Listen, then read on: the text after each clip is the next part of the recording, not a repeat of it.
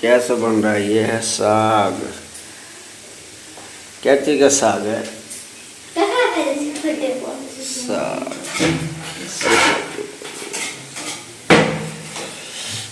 ये बन गया भिंडी का फ्राई। ये क्या बन रहा है? दाल का तड़का। तो ये बनेगा रोटी। और ये है बच्चा लोग, ये खाएगा।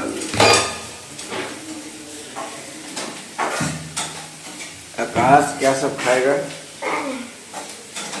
और ये और क्या है? क्या है?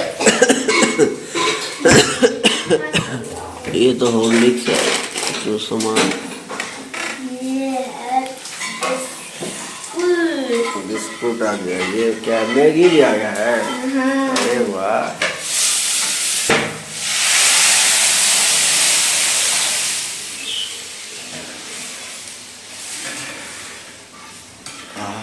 दाल जल्दी से इसको इसमें डाल दीजिए ना।